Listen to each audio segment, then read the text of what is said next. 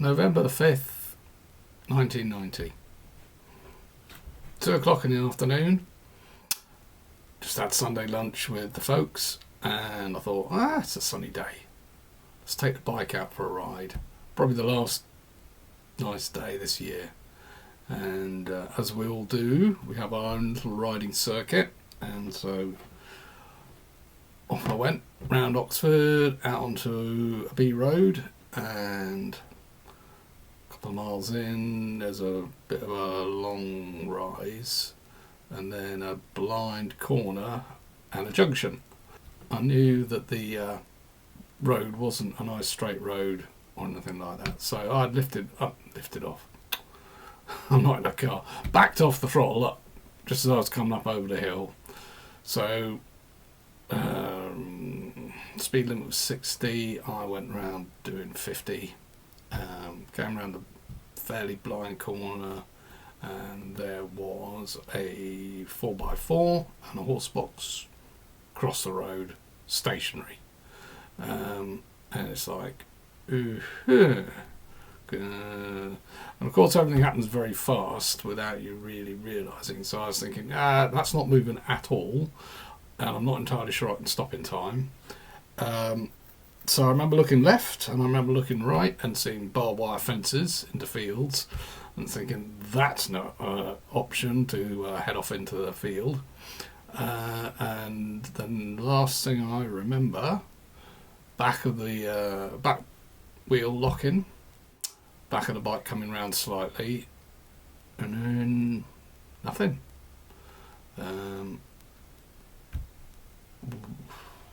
Came to, and I was thinking, it's a bit of an odd dream I've just had. I'm not entirely sure, and then I went, petrol! That's not a dream. I've been in an accident. And there was people standing around me, and I was splat on the road. And I was thinking, oh dear, I feel terrible. And then thinking, hang on a minute. I can feel my legs. I can feel my right arm. Where's my left arm? Vanished. I mean, it was just gone. Like, nothing. It was blank. Absolutely blank. Nothing. So it ended there. And it's like, well, it must have come off. So I asked one of the people that bent over me, said, is my left arm still attached? And he goes, yeah. And it's like, oh shit. This is really serious, really properly serious. This is nerve damage. It's not, I'm a bit bruised. This is serious nerve damage. And I don't think there's any coming back from it. And I knew then that the rest of my life was going to be different. I knew enough about anatomy and biology from school, or whatever you want to call it, that if there is no sensation at all and you can't move it, chances are you've had it. So it was kind of like, okay, I'm not sure what's going on, la la la, but I know I'm in serious trouble. So, bit of chatting, police turned up, ambulance turned up, wasn't in any pain. It was like, I think my whole system had gone into shock. And it's like, I couldn't, my body was okay, my head was okay, they left my helmet on, which was great, and the paramedics, took it off properly. I think probably once I was on a board or something like that, but I don't really remember. But, so they got me in the ambulance, and the police were going to take care of the incident and all that sort of stuff. Still no pain meds. The guy said, do you want some gas? No, it's fine. So they were going to take me to the jail. So on the journey back, they said, right, well, we're going to have to cut your leathers off. I said, oh, fine, do it, don't care. Just do whatever you have to do. It's not that important. And after that, it was, ooh, that hurts. Nothing to do with the cutting the leathers off. It was just like pain. It's like, can I have some gas now? And he goes, yeah. Can I have more gas? No, you've had the maximum gas. And it's like, yeah, this is really painful now.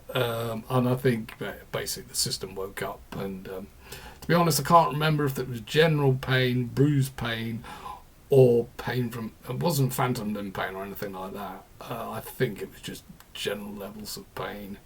And yeah, it was just like, I need more gas. You can't have more gas. So they got me back to the hospital. My mum and dad turned up. Poor old them. Not much fun for your parents turning up to see a child in A&E, but you know, that's life sometimes, I guess. And I can remember quite distinctly saying to my mum, well, it's a brand new life for me now, isn't it? So the accident was on the Sunday.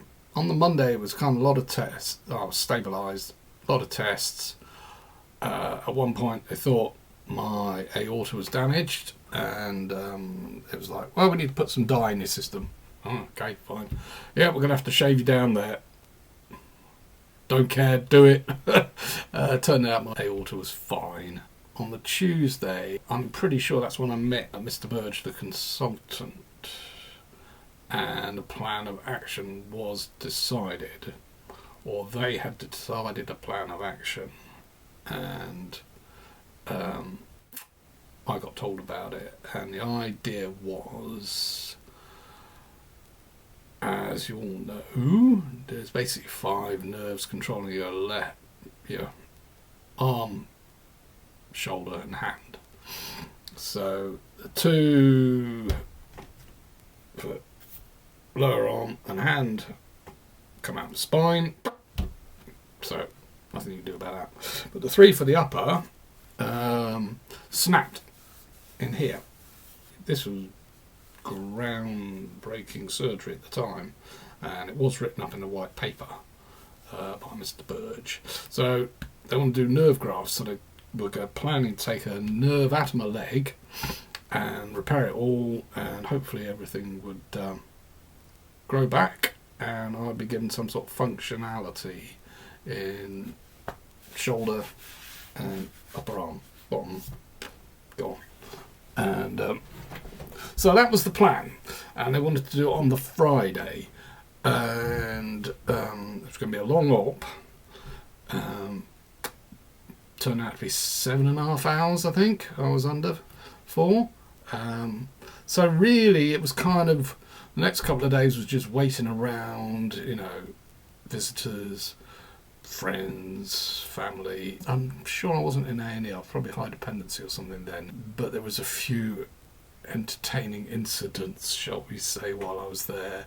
One was a drunk driver got pulled in who'd been, I don't know, trying to, but bear in mind it's 1990, so not a surprise, trying to outrun the police,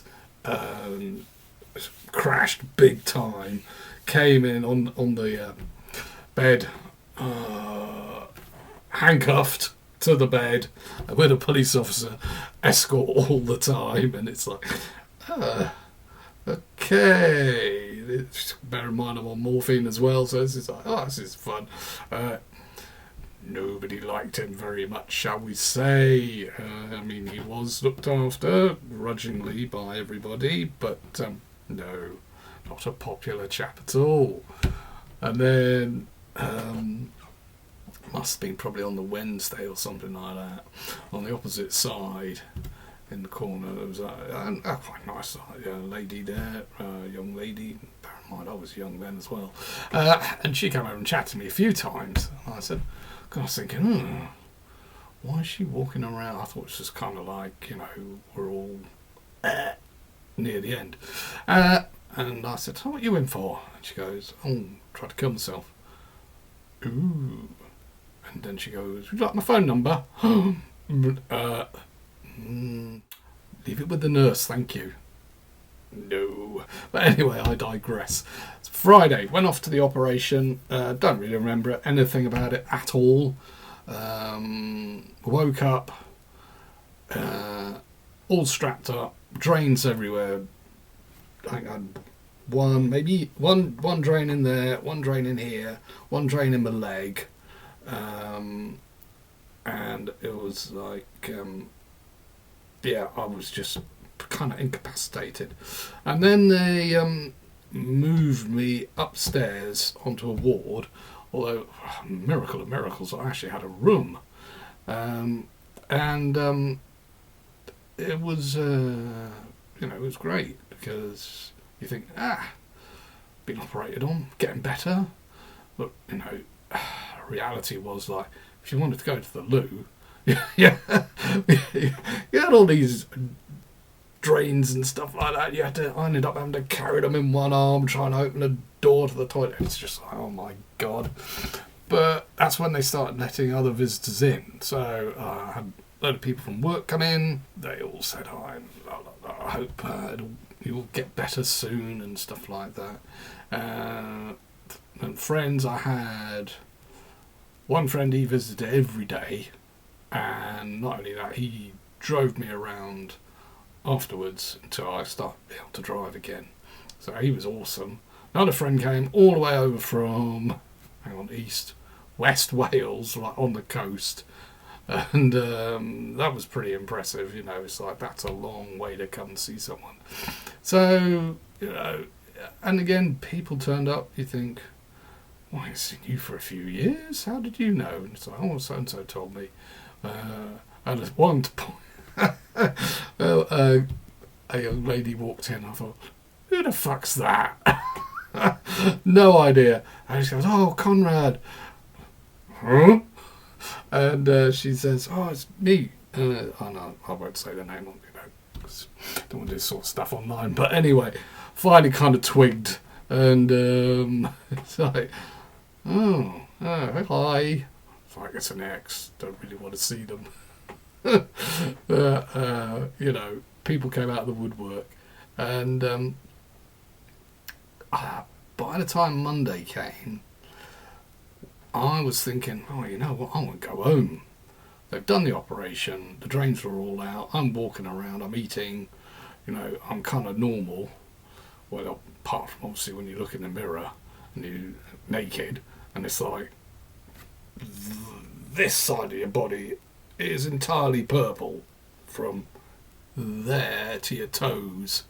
And it's all swollen and it's all horrible. And obviously the impact was on the left-hand side of my body, and that's where all the damage was. But you thought, oh, I want to go home. So I sort of had a word with the nurses on the Monday, and they said, well, we'll do your temperature, and if your temperature's all right, don't see why you can't be discharged. And she took the temperature. Oh, she said, it's up a bit. She said, did you just have a cup of coffee? And I go, yeah. And she said, well, we'll do your temperature again tomorrow. Don't have any coffee. So that's what I did. And it's like, Tuesday morning, it was like, right, you can go home. So I was in Sunday to Tuesday. So what's that, 10 days, something like that? I did just about manage to walk out of the hospital. I was so badly swollen that I couldn't wear any jeans. I had to wear a pair of jogging trousers. And I couldn't wear any shoes on my left foot because it was so swollen, so I had to wear slippers. So it was more like shuffling out the hospital, thinking, start getting back to a normal life. And of course, actually, it's the complete opposite. While you're in the hospital, you've got all that support. And then when you get out of hospital, that's when reality sets in, and that's when it gets tough. See you next time.